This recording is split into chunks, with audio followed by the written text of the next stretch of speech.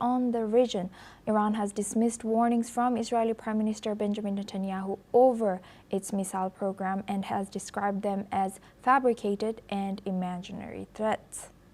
The Israeli Prime Minister has made these claims during a recent interview with U.S. podcaster Ben Shapiro, alleging that Iran is developing intercontinental ballistic missiles with an 8,000-kilometer range. He has further added that these missiles are capable of reaching U.S. cities, including New York, Washington, Boston, and Miami.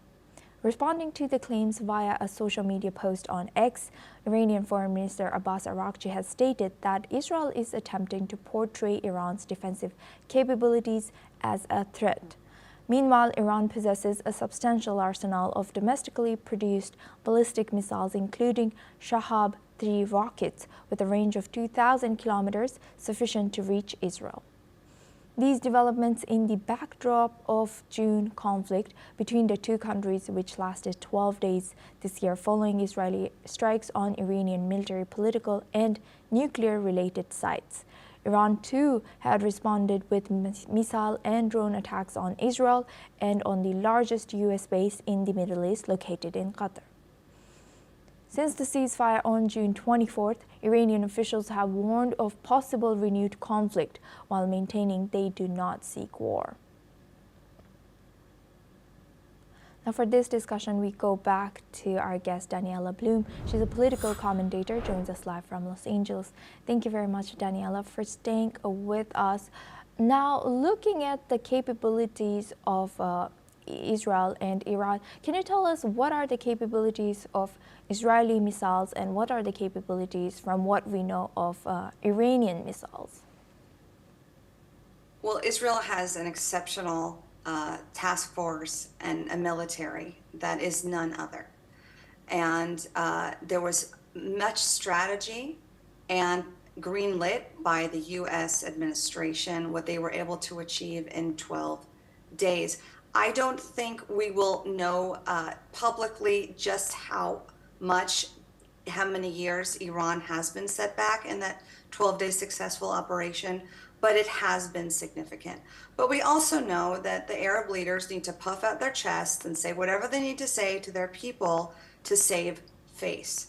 But I trust President Trump, and I think it was a successful operation, and we need to take the hostages home now and de-radicalize Gaza.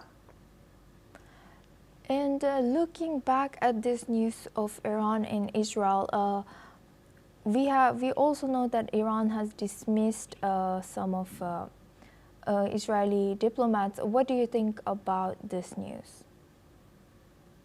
I mean, Iran needs to do whatever it needs to do to show this illusion of strength to its extremist followers. I don't really give a lot of credibility to what Iran or the UN says regarding Israel. Israel is surrounded by enemies who want to kill its existence. So, you know, everything is through action, and Israel is still here and will continue to be here. And we are so grateful for the Abraham Accords and other Arab nations like the UAE, even Saudi Arabia, who understands that the best way to peace is through capitalism, and they are changing their tune, and we are very welcoming of that. Right, we will be eyeing that. Thank you very much, Daniela, for joining us again and staying with us throughout this news. Thank you. Now we move on. Russian President Vladimir Putin has warned that deep strikes on Russia in retaliation for Moscow's offensive will not help Ukraine. During his birthday visit to St. Petersburg Church, Putin has met with senior military leaders and later held a meeting with Russia's top commanders. He has noted that Ukrainian forces are retreating across multiple sectors.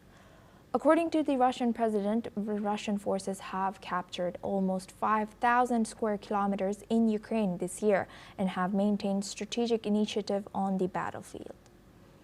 Moreover, the Russian Defense Ministry has announced the capture of 2 additional villages and stated that Russian troops are advancing in nearly all directions, particularly towards key Donetsk cities.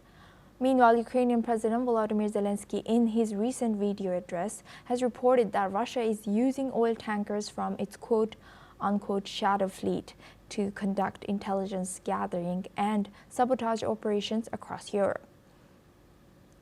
The Ukrainian president has further said that he has received a report from his foreign intelligence chief that showed drones fired from Russian tankers and that the information is being shared with international partners. Additionally, Zelensky has called for strong, decisive action against Russia.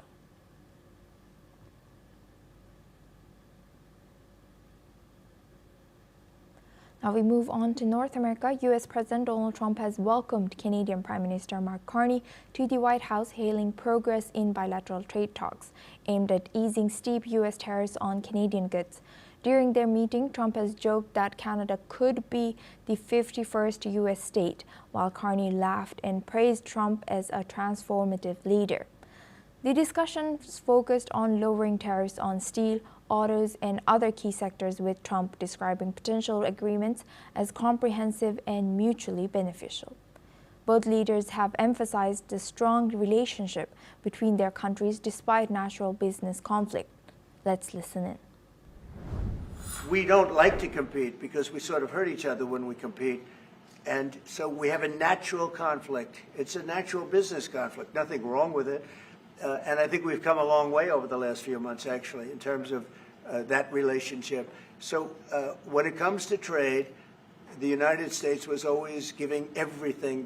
They gave everything to Canada. We have had a discussion, the Prime Minister and I, about the importance of having the law enforcement to law enforcement dialogue, which is not just dialogue, cooperation directly.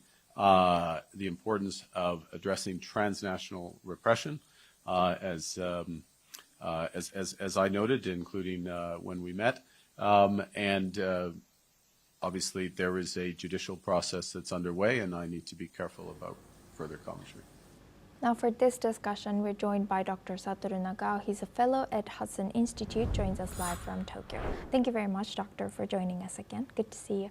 Now, looking at Canada, who has been long ally of U.S., it's very surprising that it's the only country in G7 or last country in G7 to still be negotiating a trade deal with U.S. What are the sticking points here, and what can we expect from their talks? I think the background of this negotiation is Canada is the only G7 country which is located in the American continent. So Trump administration's American policy in this case, American continent policy, is a little bit different way in the previous governments. So they focusing more on the American continent. So that's why when he sworn in, President Trump sworn in, Canada should be the 51st state of the United States. And Greenland, Panama, Venezuela, these are mentioned in the statement after that. So that's why in case of the United States, the country is located in the American continent is different with the other part of the world. So in case of Canada, yes, for a long time under the NAFTA, there is a free trade relation between US and Canada. So that's why, of course, the influence is relatively big, but at the same time, the American continent is the policy that is very important. And because of this US-Canada tariff negotiation, and which hasn't concluded, the US and Canada trade is declining indeed drastically. Compared with the last year, compared to before the Trump administration sworn in, or tariff negotiations started, 70% or less than 70% is the common average, the trade between US and Canada now. So that's why this negotiation is not beneficial for view from the trade.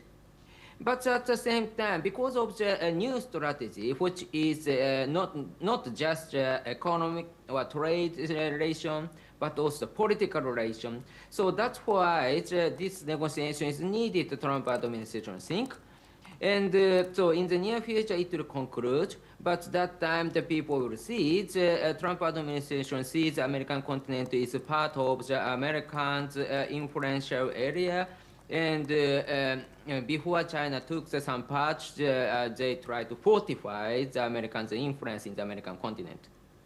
And furthermore, what impact could this potential reduction on U.S. tariffs on Canadian goods have on the economies of both countries? Temporarily, of course, it has reviewed. I have already mentioned trade itself is shrink to the 70% compared with the past. And, but at the same time, the mood itself has changed because public opinion in Canada, they start to dislike the United States. That is true. But at the same time, after they agree, maybe it could improve later. That could happen, I think. Compared with the beginning of the Trump administration, which is half a year ago, the mood has a little bit moderate because in the beginning of this year, the U.S.-Canada relation has deteriorated very drastically, and the emotional resistance from the Canadian side was quite clear. But now there is a mood they try to negotiate. U.S. and Canada should negotiate to conclude something. Now, that is a mood. So a little bit improved the mood between two countries. Emotional mood has improved. That is a good sign.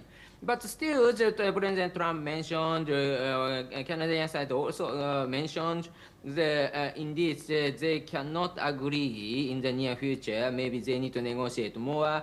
That is the current situation, they said, and it is true, I believe. Dr. Satoru, can you tell us more about, you've mentioned the mood between U.S. and particularly U.S. and President Trump and Mark Carney. Earlier, President Trump joked about Canada becoming the 51st U.S. state. So how does it look like now?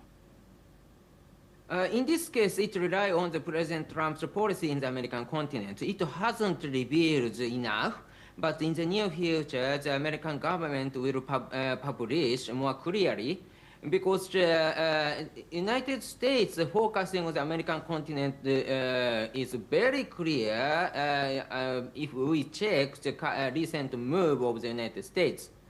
And recently, of course, 800 general and admiral gathered in Washington, and what is the purpose of this meeting was not clear. And still, the purpose was not clear. But at the same time, gathering high-rank official and met in person means that they cannot talk secretly. That is true.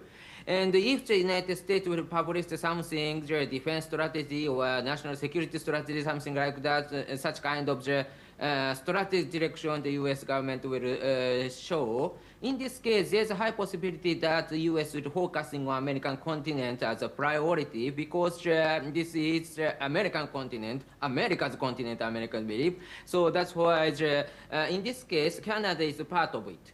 So that's why we need to wait the explanation from the United States. Maybe it will happen soon, I believe. Right. With that, I would like to thank Dr. Satoru Nagao for joining us again and sharing that insight.